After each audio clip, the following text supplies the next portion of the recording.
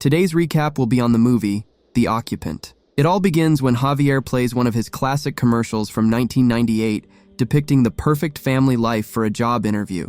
The young recruiters are impressed with the work and how innovative it was for the time, but some elements are outdated. They request to see something more recent from his portfolio, but are underwhelmed with what he presents. It was from his last job, which he left about a year ago. The interviewers conclude that he hasn't had work since that period, so he mustn't be really that sought after. They start by raving about his status in the advertisement industry and try to politely disqualify him as a prospect by saying that the vacancy is beneath someone of his level. The former executive is desperate for the job, so he brushes their compliments off, stating that he is willing to take the position. They are left with no other option but to tell him straight that his ideas are outdated and don't suit the agency's direction. He shows himself out, and as he passes through the office, the contrast between him and the workplace is obvious. He drives his very nice BMW to his home located at the upscale part of town.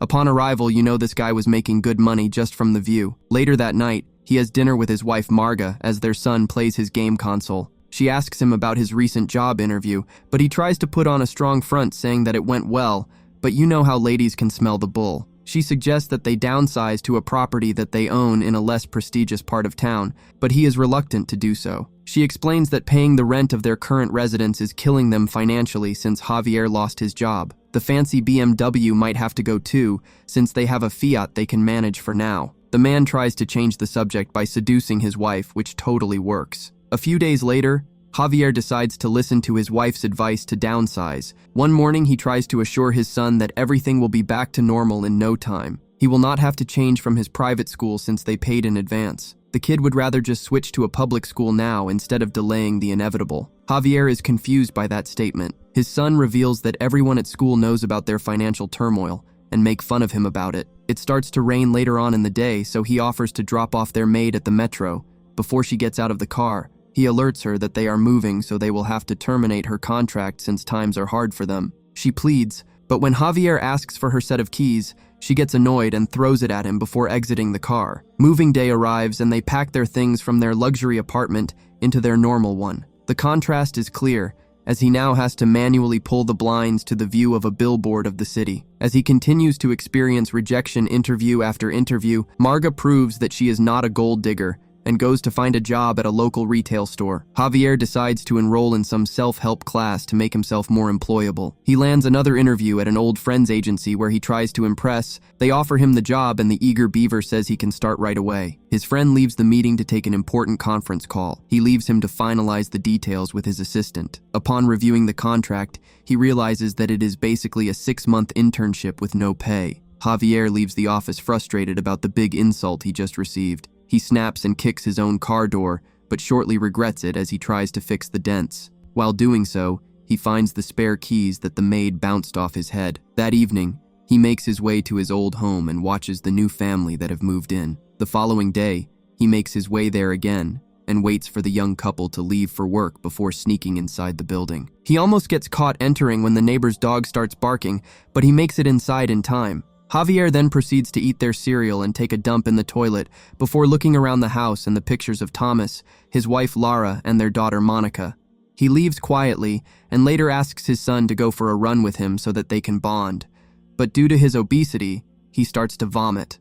When they return, Marga gets upset that he made their son vomit, which leads to an argument about her not alerting him that their son was getting bullied in school. She suggests he goes out and get some air, which he does, but he goes to his old house again. While watching, he receives a call from someone interested in buying the BMW, but he changes his mind about selling it. Day breaks and he infiltrates into the house again. This time around, he rummages through their things to find information about the family's lifestyle. Javier makes his way into Thomas's office and looks through his computer. He finds that the man has a drinking problem that caused him to get his family in a nasty car accident. He goes through Thomas's schedule and finds out that he goes to a support group at a church. He attends and infiltrates the group pretending to be someone struggling with drinking. Javier uses plot points from Thomas's own experiences to weave his backstory in order to get him to resonate, and it works. At the end of the session, Thomas comes to give him some words of encouragement. Javier uses it as an opportunity to establish a friendship with his target by asking him for a coffee. There, he continues to flesh out his story, revealing that his wife and daughter left him because of his bad habits. This frees Thomas to also open up about some of his problems. Javier makes it home after his coffee date, and his wife worriedly asks of his whereabouts. He makes up a lie about his class running late. Day breaks, and this guy has made going to his ex-house a job because he's there again. This time he drops some minced meat on the floor before entering the building. After almost getting caught in the elevator, he makes his way inside the apartment where he messes with Thomas's schedule by moving Monica's gymnastics class to 1 hour later before syncing it across all his devices. He then looks outside where the noisy neighbor's dog lays dead. The minced meat was poisoned to get rid of any unpredictable variables. Javier later makes his way to a bar opposite Monica's gymnastic practice, where he witnesses Lara berating Thomas for not coming at the right time to pick their daughter. He tries to explain, but she doesn't listen as she drives off. In a moment of weakness, Thomas makes his way into the bar, tempted to buy a drink, but he restrains himself. Javier hides in a toilet, thinking that his target came in because he saw him. At the support group meeting, Thomas talks again for the first time in 6 months and addresses how close he was to relapsing after the fight with his wife. Javier decides to follow up by thanking everyone for the support so far. When the meeting ends, the new friends go out for coffee again, where Javier preys further into Thomas's fight with his wife while planting his own seeds into his head. After the chat, he invites Javier for dinner the next day. The following evening, Javier makes his way to his old home officially this time. He rings Thomas's apartment intercom with flowers in hand. He answers and alerts him that he's coming. While waiting, the groundsman named Damien recognizes him and starts having small talk with him. He lies to the groundsman about the purpose of his visit, stating that he's there to pick up old letters and that the flowers are for his wife. Damien finds it a bit odd but plays along. Javier nervously watches as the elevator comes down, hoping that their conversation ends before Thomas shows up, and it does to his relief. Thomas welcomes him into the apartment and gives the old owner a tour of the place before they are interrupted by Lara.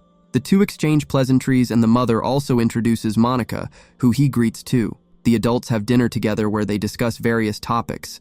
After the food, Javier compliments Lara on supporting her husband during his recovery as he helps her load the dishes into the washer. She asks him about his family, and he brings out his fake story about a divorce, which makes her feel guilty for asking.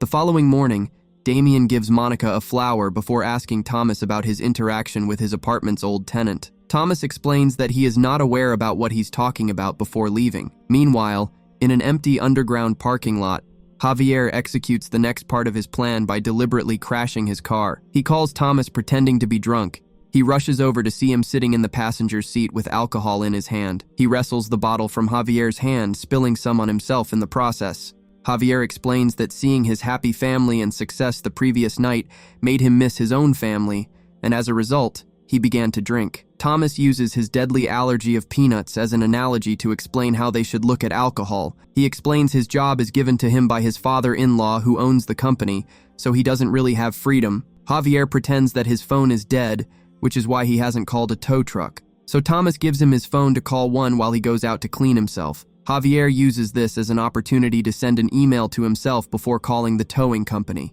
He asks Thomas to not inform Lara about what happened. When Javier returns home, he lies to his wife that he has sold the car and the money should reflect in the coming days. He excuses himself when he receives a call from Damien. The groundsman alerts him that he knows and wants to meet to discuss something with him.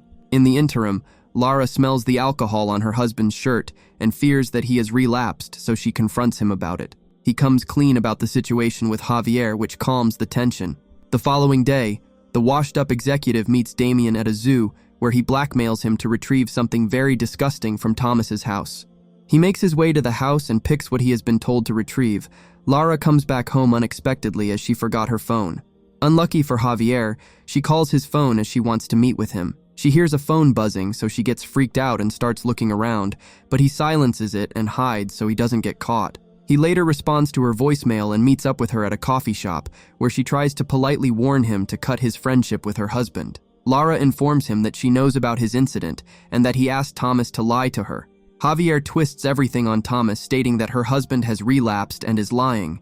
It was rather him that was drunk. He shows her the email that he sent from Thomas's phone, which makes it look like her husband is drinking again. Javier later watches his handiwork as the young couple argue in their balcony. Thomas calls him.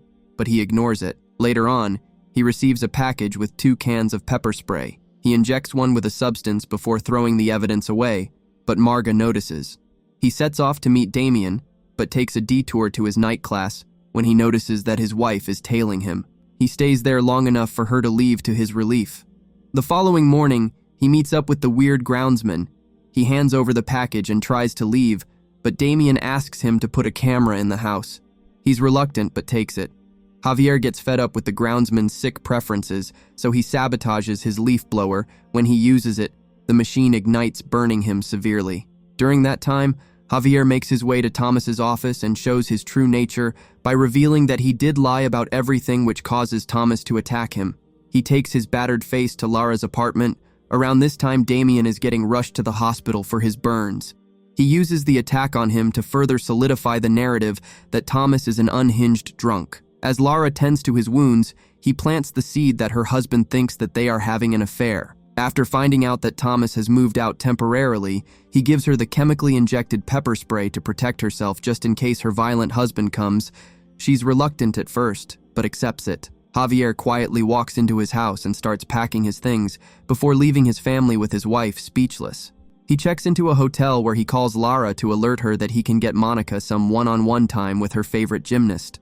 She agrees, so they go and have a good time watching her hero perform. He gets a group picture and sends it to Thomas, which makes him livid. The roles have reversed, as it is now Thomas that watches from a distance, while Javier is close to the family, as he hands a sleepy Monica over to her mother before leaving. Soon after, a drunken Thomas barges into the apartment as Lara pleads for him to get out.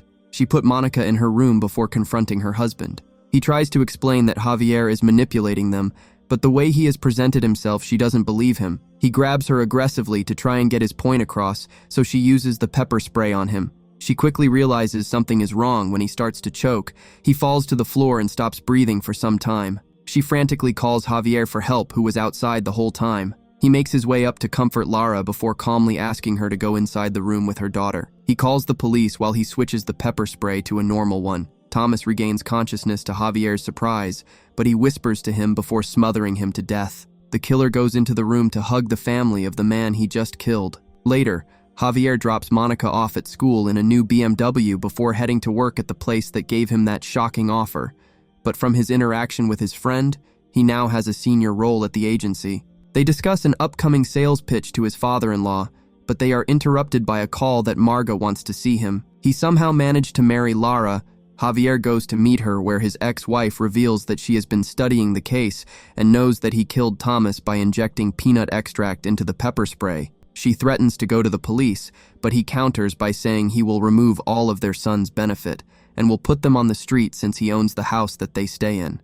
He leaves her speechless for the second time. After a successful meeting, he makes his way to his beauty house, embraces his new wife, and eats dinner with his stolen family. Javier stands at the backyard window as the blinds reveal his perfectly manicured landscaped garden. The whole sequence mimics his classic advertisement that made him so famous. That brings the movie to an end.